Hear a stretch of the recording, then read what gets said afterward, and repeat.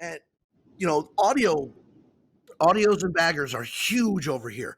East Coast, it's audio bagger world. I mean, Softails are starting to make their thing, and now you're starting to see this performance on bagger. You just put a 2-in-1 exhaust on a slim, and put a saddleman seat and a two up fucking seat and some T-bars on a Sportster or performance bagger. or an SP and beat the shit out of it. There you go. That's it, performance bagger. Anyways, so performance baggers is the move. We all know in this industry it's cyclical, right? It changes. Choppers were big, and they were big time money and everything like that. Now they're gone, and they went to shit, and now they're coming back. Softails weren't always the high thing. Now they're getting big. Baggers, not everybody's doing a big 30. You're doing a big fat tire. You're making more rideable bikes. So over there, they're still into the Cholos and into the Dynas and into the, it's definitely a different world over there. A lot of Springer front ends and a different look in that West Coast. But we're going out to do a bike show in Las Vegas on the 11th at Las Vegas Harley Davidson with Big Corey. I don't know if you know him. I know you know him. A lot of people don't because he's more of a California guy, but he's the Daniel Roby of the West Coast, is what I heard. He does all the audio shows up and down the California coast, moves to, doing Vegas. And when I saw he was doing some in Las Vegas Harley, I jumped on the phone and said, yo, who's doing the bike show? I see you're doing audio. And they're like, nobody, but we want one. And I said, I'm in. So part of our idea is I want to go out there this year. We're going to do the show, but we're going to discuss trying to bring back Las Vegas Bike Fest, either at Las Vegas Harley Davidson or, wherever, because they have a venue, if downtown, right behind the Four Queens and Gold Nugget. There's a big venue down there to do a show, but I think it'd be better off done at Las Vegas Harley, which is literally right in front of the sign that you go. Everybody takes the sign picture, the Las Vegas, street sign. It's right there in front of the dealership. Right. So super excited about that. I hope that works out because that could be a hell of a lot of fun doing a big 3-day, audio and trying to maybe bring some of our audio guys. I don't know if we could have some of these audio guys. Could you imagine these guys in Vegas, number one? Well, the bikes that they'll get at their audio show in Vegas and like in Arizona and stuff like that. When we bring like the East Coast audio guys, they look like spaceships. They have different classes there. They don't have, they have a lot of single classes, stuff like that. Now they have audio, but it's not nearly to the extreme that the East Coast has it. So it'll be awesome for those bikes out there just to broaden the horizon. Just like the performance backers have been big on the West Coast for years, and now they're made their way to the East Coast. We're trying to do the reverse and get the audio going on out there, the big audio. Could you imagine taking Zeus or Hulk over there to Vegas and putting that in an audio show? These guys would lose their ever-loving mind looking at those bikes. I couldn't imagine the fuel to tow it out there. Those things are heavy. That's the other thing is that's a hell of a haul to get some of these guys out there from, Alabama, Texas, I mean, but you have Texas right in the middle who, Powerhouse is big in a little bit of everything, sure. Which is really weird because Powerhouse does have that. They're kind of middle of the country. So they're doing trikes with big audio, then they're doing baggers with audio, so they're kind of in that mix of a little bit of everything. Sure. Well, you've got 12-volt specialists out there. You've got Lucky 7. There's a ton of audio in Texas, and you have to think the godfather of bike audio. Scott Owens. He's one of the guys he's in Arizona. He's not far from Vegas. That's the weird part about the dynamic of all this stuff.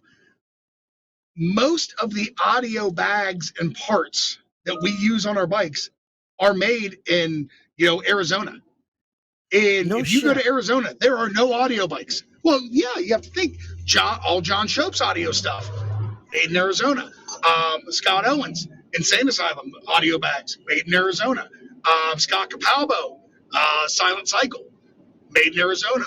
Cody, Voodoo, made in Arizona. All these, all the bag manufacturers. Yeah, they're all within 45 minutes of each other. That's the fun thing about going to like Arizona Bike Week is you get to stop out there and you get to see a lot. You get to see a lot of the manufacturing. And like SMT Wheels is right. I mean, they're 5 minutes away from Scott Capaldo's. It's just there's just a lot of cool stuff out there, but they don't. They sell all the parts. They're all made there, but there's no in Arizona. I was out there. That's crazy. Oh no. No, hang on a second, everybody. He's just probably passed. There we go.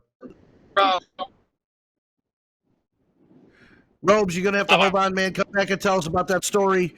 We're going to taking all the parts and building that dry-ass state, and building audio bikes. We're shipping them other places and building them. It'd be cool to see them, bring them all back to the West, bring them to Vegas and show, hey, this shit's locally around you guys, a few hours here and there. These parts come from there. They ship them down south. They ship them over to the east, and they're bringing them back now all built, and showing them what they can do. That'd be badass. Again, I think it's going to be a great show out there. We're going out there with discussions, to put on this show, but with discussions for bigger stuff in the future. And, I mean, hell, I didn't know that. If they're all out there, we could reach out to them for sponsorships and maybe do some really cool shit with them in Vegas or even I know Arizona. There we go. You're back, Roby. Thank you. Sorry we lost you. You got all choppy and stuff like that. Now, did I see bikes on the beach? I'm just traveling. Did I see bikes on the beaches doing something? Arizona Bike Week. They've got a show out there. They did John's that show here. And just what I was saying is the bikes that won the show, the only bikes there were a bunch of audio concept guys came, and they brought audio bikes. John Owens brought his bike, but those were the only big audio bikes there. It's crazy. Again, I think that's we got a lot plugged in. You and I work together, Robe, really well. Especially, we definitely are at events together, doing shows right next to each other. You can see that at Thunder Beach. You can see that at Daytona. Your limited lithium and your big event. What happened Saturday? That thing was ridiculous. What was that called? The Bagger Nationals. Yeah, that was amazing in Daytona at the Hard Rock. I'm still seeing videos of that shit pop up with the hundreds of people standing around those bikes on that patio, and I mean it was ridiculous. That's big, and we're here together doing these at these shows. There's no reason why we should fight each other. We need to work together and make these huge, and that's why we have a good relationship with you. Urban Rides Magazine, Full Throttle Magazine. We're all out here doing our thing, and that's why we like having you on the show. We like talking with you. You got a lot going on. We got a lot going on, and hopefully together we can put a lot of things together and make some big stuff happen. So, absolutely. Hey, I love you guys. I got to jump off here. We're getting ready to pull over. It's my turn to drive, but hey, I love you guys. I can't wait to hear how Vegas goes for you, and I'm excited to see about what we might be able to do in the future. All right, man. I'll see you in, there it is, Urban Rides Magazine, and I will see you in Panama City Beach. There we go. Jersky. There he is. Roby Roo. Roby Roo. I forgot. That's his name, Roby Roo. We say Roby Roo because he was running the Roo.